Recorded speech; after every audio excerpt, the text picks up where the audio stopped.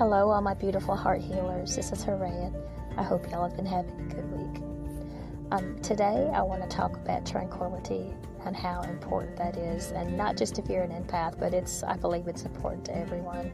And the holidays are especially hectic, and it's especially important to try to keep that tranquility in your home when you can, but really it's good for every day.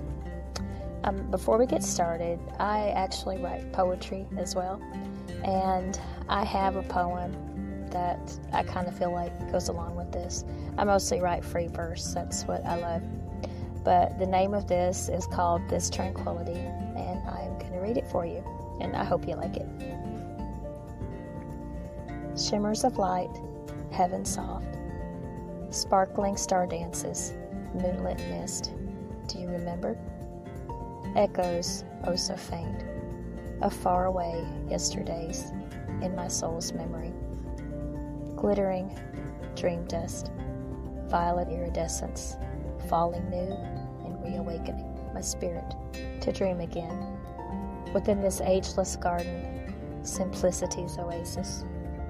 Silver soft cascade, mystic waterfall, hues of rainbowed light, sun-drenched prisms, crystal and pure, flow down from heaven's realms, melting into this rushing river of my soul, myself, with waves of blissful peace. Listen close, serenity's song. Only the heart can hear these gentle strains. Melodious enchantment, harmonious, joyous. Lush forest green, life alive. Warm marigold glow. Sunshine envelops, all becoming this tranquility. So, it can be really hard to keep tranquility in our lives. And as empaths especially, we know how important that is to have that. Because for one thing, as we've talked about, we are constantly being bombarded by other people's emotions. We want to help them, and we do whenever we can. Another thing that kind of goes along with this, especially now, I think, is the act of saying no. And I briefly mentioned this a few podcasts ago when we were talking about some of the ways that you can help control your gift and the way things affect you and that kind of thing. And it kind of, along with keeping toxic people at bay out of your life and stuff like that. But I really want to stress how important it is to say no. We are very susceptible to emotional fatigue, and it can be difficult enough as it is. But when you have people who know you're a good spirit, a good soul, they know that you care and that you don't like to say no and that you don't want to say no. Well, I'll take that back. You do want to say no, but a lot of times we just don't. Because we don't want to hurt anybody's feelings. That's probably a better way to put it. We don't like to hurt people's feelings. We don't want to feel like we're being mean. So we end up getting ourselves involved in things that we just really wished we'd never gotten involved with. Whether it's friends or whether it's family, it doesn't matter. It can be hard to say no, even though you want to. And how many times have you found yourself, like for instance, say you've got a great weekend of absolutely nothing planned, which let me tell you, I think those are the best weekends. The weekends where you don't have anything planned to do and you're just going to curl up in your PJs with a good book or a good movie or whatever you like to do, and that's perfectly fine. And a lot of people have busy lives, and that's their choice. I personally, I don't like a busy life. I like things to be calm, and I like to have my time for myself, my time for my family. I'm not one that likes to be always constantly running, because it wears me down emotionally. I need that time My home is like my little oasis. It might not be much, but it's my home and it's mine. And that's my spot. That's my personal space. And that's where I like to be most of the time. And so say, you're talking to a friend or a family member and you let it slip, but you don't have anything planned this weekend. Well, if they have that busy life going on, then automatically they think, oh, this person's not doing anything. I can get them to go pick up so-and-so for me, or go do this for me, or come help me do that, or whatever. And, I'm not saying it's wrong to go help people. Of course we want to help people. You want to help them when you can. But you also have to remember that sometimes, even though they don't mean to, people do take advantage of that. They take advantage of the fact that you are that good person, that good, reliable, caring person, that person they talk to about their problems and that they know loves them and will do anything for them. So they see you as someone who's convenient to do what needs to be done for them and takes a little bit off of them. And if it's something that you truly want to do, that's one thing. But you don't want to feel guilt-tripped about it, or you don't want to feel like you have to. There's absolutely nothing wrong with you saying, I'm sorry, I can't. There's nothing wrong with you having that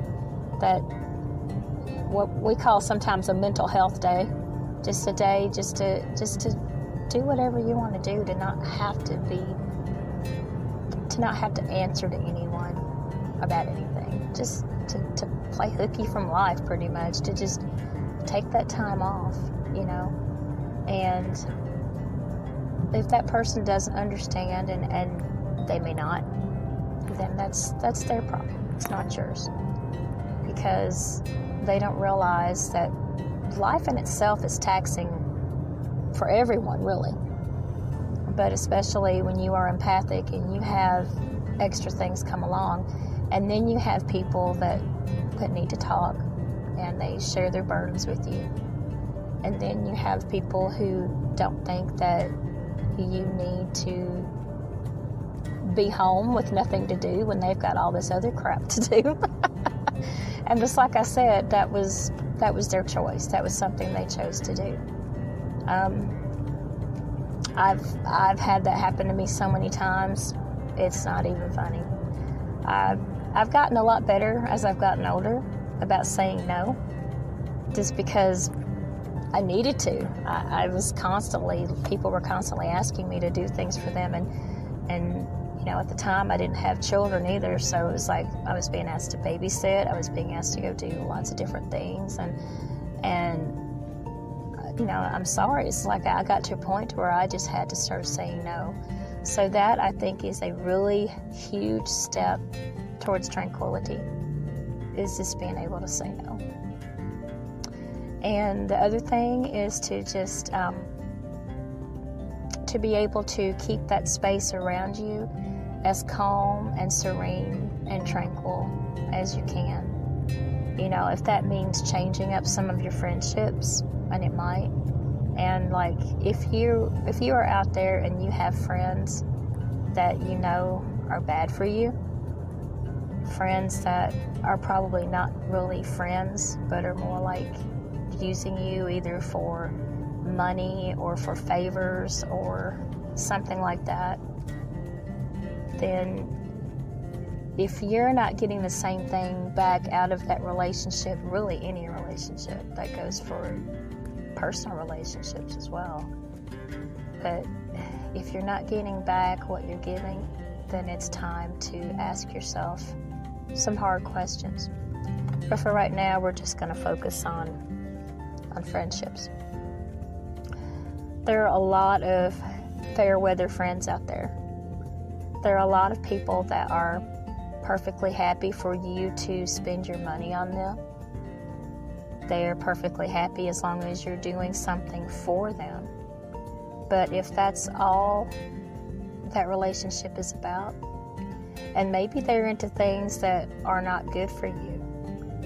Maybe they're into things that your gut instinct tells you should stay away from, whatever those things might be, then you need to listen to that, because that is causing havoc in your personal life.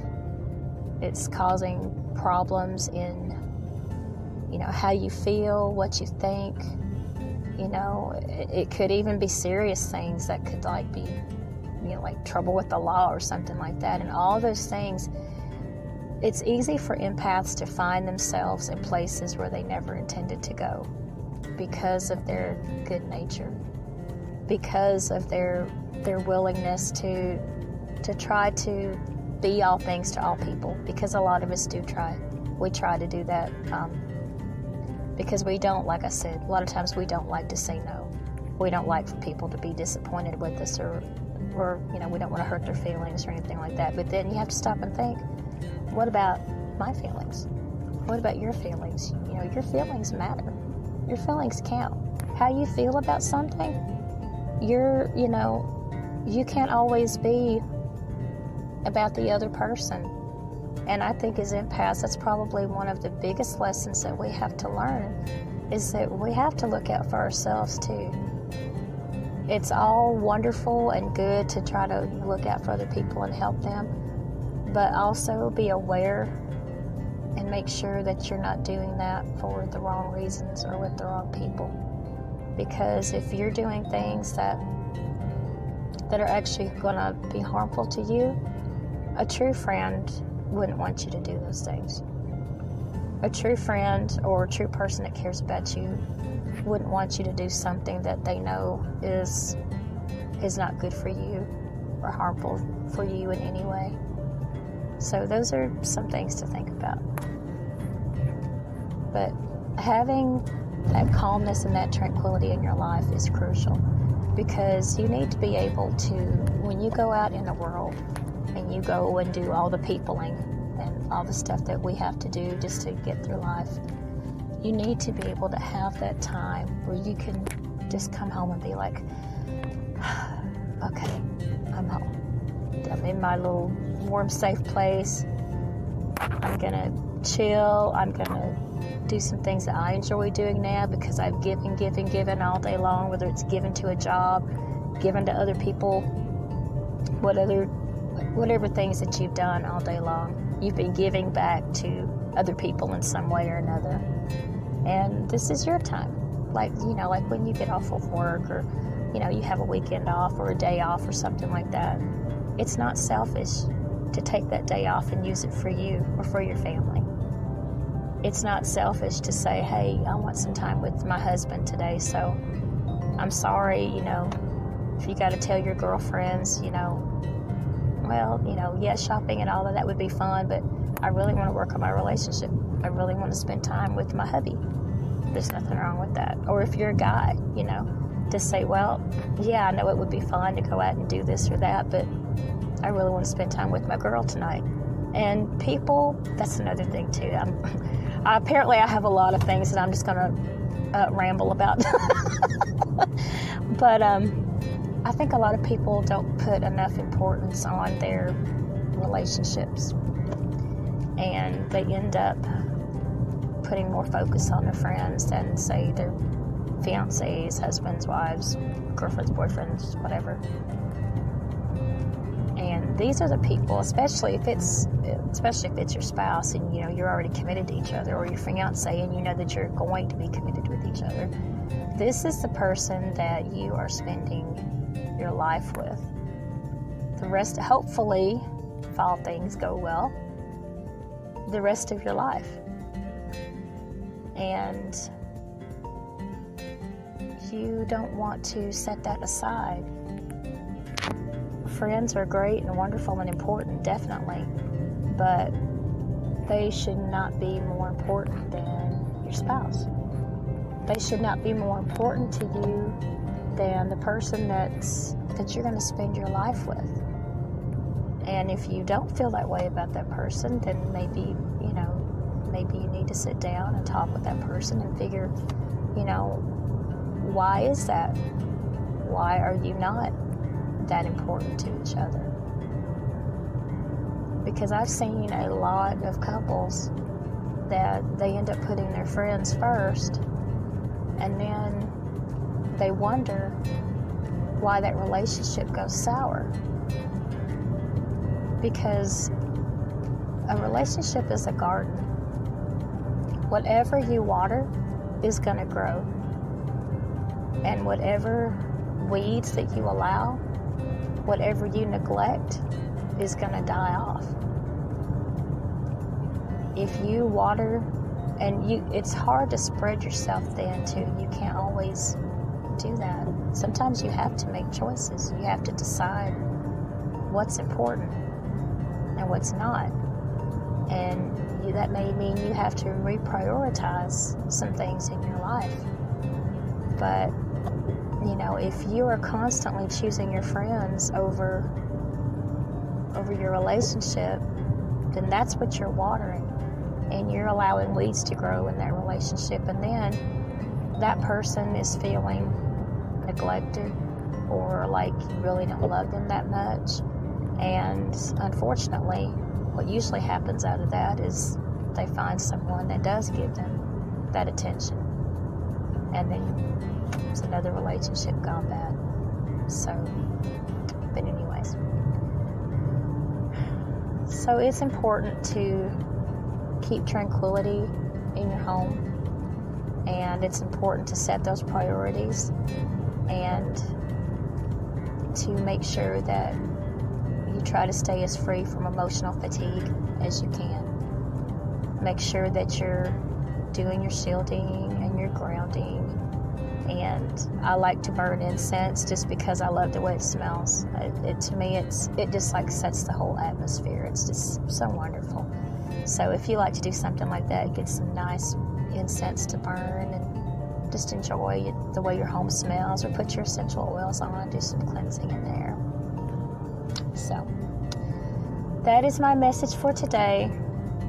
And I really just want to stress that tranquility is so important and so key to a happy life. So I hope you guys have a wonderful day, a wonderful weekend, and I thank you so much for listening to me and letting me ramble on.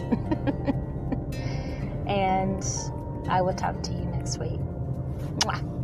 Love y'all. Bye-bye.